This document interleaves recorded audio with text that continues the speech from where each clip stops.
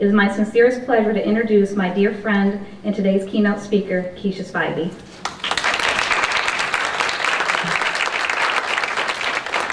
Good afternoon, everyone. I know she lost you when she got to 30 because you said 30. She looks like she could not be a day over 26, right? I should have got more. Let's try that again. She can be a day over 26.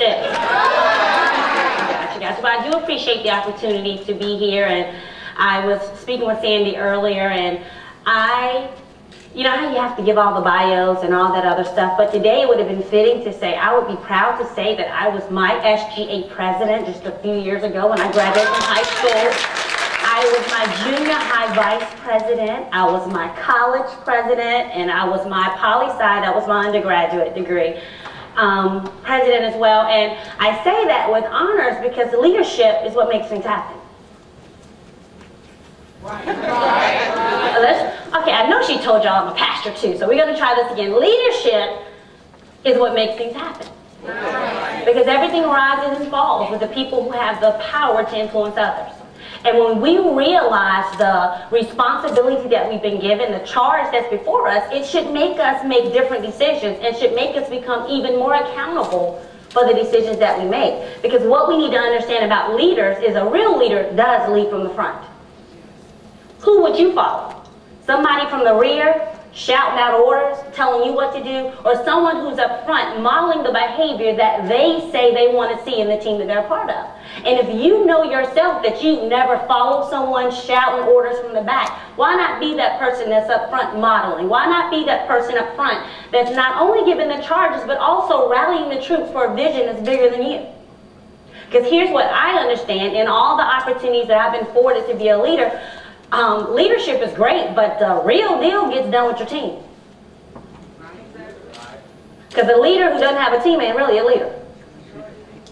Or a leader who doesn't have a following is just really taking a walk. Don't nobody know where you're going.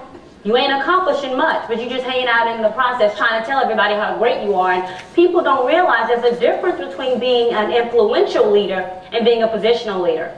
You know, a lot of people want titles and position. Who gives a hoot about a title? If you can't make stuff happen, who wants you leading their team? When you really think about leadership, leadership is influence. Really nothing more, and it's nothing less. When you think about student organizations from SGA to church to clubs to athletic events, really the leaders are the ones that are influencing others to buy into the vision. They're influencing others to mount up with them so that they can accomplish the purposes that the team is supposed to set out to accomplish. And when you realize what a leader really is, you understand that there's a difference between management and leadership. And I wrote something down I want to share. It says, to manage means to bring out, to bring about, to accomplish, to have charge of, or responsibility for. But leadership is influencing, guiding in the direction, the course, the action, or the opinion. And not all managers are leaders. Because a lot of managers are just maintainers. Let's just do enough so we all keep our job. Let's just do enough so nobody complain. Let's not, let's just keep it all low. But they're not necessarily making it happen. They're not necessarily being the somebody that's doing the something. They're kind of in that position. But really, true leadership is the capacity to influence and get results. Leaders lead by mobilizing people around a compelling vision and purpose by inspiring them to follow in the leader's footsteps. And when we understand that, we can take our roles from SGA to whatever roles we're leading in, even in our homes, even in our communities, wherever it is that we have the opportunity that we are rallying around a vision, we need to stand up and be counted and then rally the troops around us. When you realize that leaders show people what's possible and then motivate them to make those possibilities become reality. So there's a vision, there's a purpose, there's a charge. There should be something on the inside of you that's looking and digging deeper in other people. A true leader is beyond thinking about the scope of themselves. They're thinking about the team that they're called to follow. They are helping to develop the gifts and talents. They're looking for what everyone brings to the table, because a leader understands, I don't need any limelight. I don't even need any credit. Because when our team succeeds and we achieve our goal, then I get all the credit that I need. A leader that's leading from the front pushes all the recognition to the team. And then sits back while they get to stand in the glory, knowing that it was their vision and their purpose that wrote the story. And leaders understand it's all about writing a story. It's all about putting it together. It's all about casting the vision. You don't need to be in the limelight. Not when you're really leading from the front. Those that are up front saying, hey, look at me. Woo, see what that's not a leader. That's not a leader. And it's very hard to get people to rally around that mindset. The best leaders are teachers, mentors, and role models, and they accomplish the vast majority of their work through influence, not authority. Teachers that do a good job influence you to do your best. Not because I'm the teacher and I told you so. Parents that do good jobs are encouraging their kids and motivating them to do it because the I told you, do what I say do stuff is not really relevant, nor is it effective. Any parents agree? Okay, tell the truth, parents. How many told you should tell your kids to just do something? Tell the truth. I know this is for them, but come on, how does that work out for you? It ain't working. But when you can influence them and motivate them and make them think they have the desire, it's just a little bit amazing to me how they get excited about that. And what leaders have to do is discover what motivates the people that's on their team. And everyone's different. Everyone have different things. I have some people that I work with who all I have to do is compliment them. They just want compliments. And you know, I handle that. That don't cost me anything. I got some people on my team who want hugs. And it's okay, so it's a safe hug, y'all. Ain't no hidden agendas. I love my husband, he loves me, all that type of stuff. You know, it's a safe hug. You know, but you have to know, I have other people who like thank you cards or who likes chocolate. You gotta figure out what motivates your team, because when you're leading from the front, you want to get the very best out of the people that are with you. And so it requires you looking a little deeper than what you see and going the extra mile to make them feel like they're the leader. I want everybody on my team to feel like I'm hanging out in the back and they're running the show. Because if they have ownership, and if they recognize that it's a part of who they are, then I can cast the vision and step back. Because how many of you realize that a good leader isn't the hardest worker? She's the smartest worker. All right. Thank you. The smartest worker. Leadership, you don't get extra credit for sweating.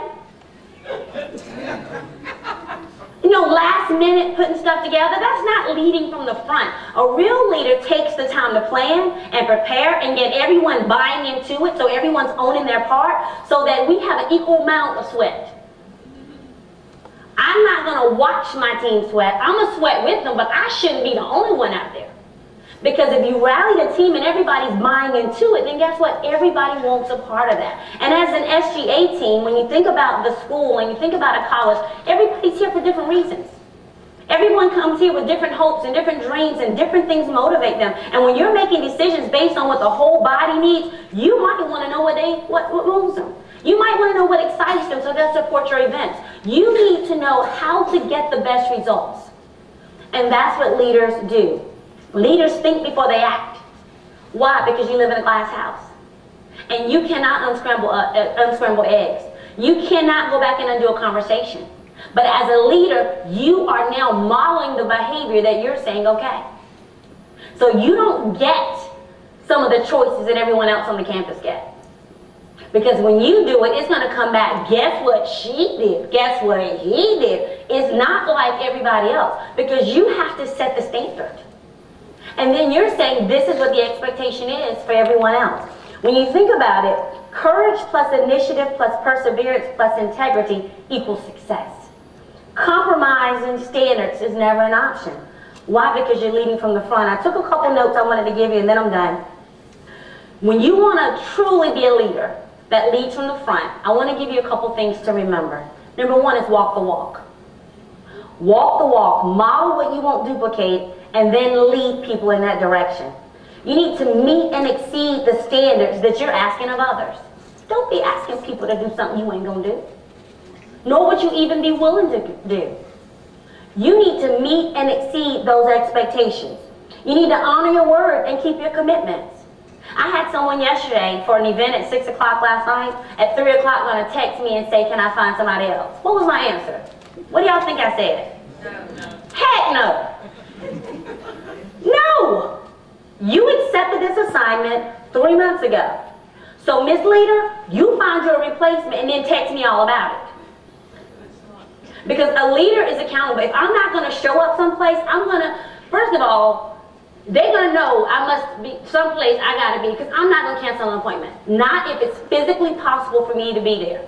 I'm going to do everything in my schedule because I realize my word is my bond. My word is my reputation. And if I don't keep it once, then people question whether I'll keep it the next time. Don't be scheduling appointments and then don't show up. Don't be accepting opportunities and then not be there. That's not leading. That's being wimpy. That's being a coward, not courageous. Because as a leader, when you put your okay on something, then people need to know they can take that to the bank. Sandy, did you question my being here today? And she has no idea what I had to go through to get here, y'all. She didn't even know I was in the parking lot putting on my shoes.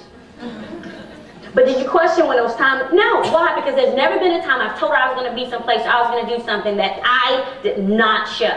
Or if I was not there, I made sure well in advance somebody knew. Why? Because my word is my stamp. That is my authority. That is my check. You know, people don't write checks anymore, but there's some people back in the day you just didn't take checks from. You just no thank you. I ain't even gonna go to the bank and let them charge me $12.50 because this was returned. I just appreciate the effort. It's all good. We'll just call it E. Why? Because I knew they were no good. You don't want to be the person that they feel like that about your word. True leaders dedicate themselves to service, taking care of those that they need, that they lead. Because people need to know how much you care before they know or even give a remote caring whatsoever about what you're supposed to know. They need to know your heart. You need to also realize that taking responsibility is just what a leadership does. It's not an option. You take responsibility for whatever it is you're leading, and then you turn around and give credit to everybody who made it happen. That's what leaders do. John Maxwell said it best when he stated, as a leader, the first person I need to lead is me. The first person that I need to try to change is me. And here's what I want to tell you.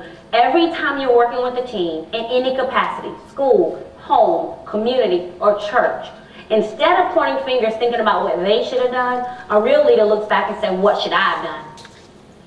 I fall on a nail every day, even when it's not even my fault. If it's something that I'm committed to do and I'm overseeing, I'm the fall guy. I'm the fall guy. I protect the people on my team. That don't mean I don't deal with them. That don't mean we don't have conversations. But when it comes to the massive, you know, I dropped the ball. I should have handled this. I should have done that. Why? Because I want my team to know that I'm going to cover. Now, we're going to talk through what happened and what failed. But I'm going to take responsibility because I own that. We're going to work through and navigate around it because a leader owns it. And you need to understand, when you're in your meetings and when you're doing the things that you need to do, you need to own it. It's not about casting blame. It's about ownership. Everything in your life, when it comes to leadership, is where things rise and fall. Everything, when you look at the country, even look in your home, the rise and fall of its success or its failure, and even the small things, it rises and it comes down to that place of leadership. Nelson Mandela said, lead from the front, but don't leave your base behind. And to me, what is your base? Your base consists of the rock-solid foundation, the positive motivating factors, and your deep-rooted desire, because every single one of us in here want to be a world changer. Just own it. If you're in here and you want to make a difference in this time, if you want to make a difference in your school, you want to make a difference, raise your hand. Anybody here not want to make a difference? And if you don't raise your hand, well, that means you're just sucking up good air. Because the rest of us different makers want to do something.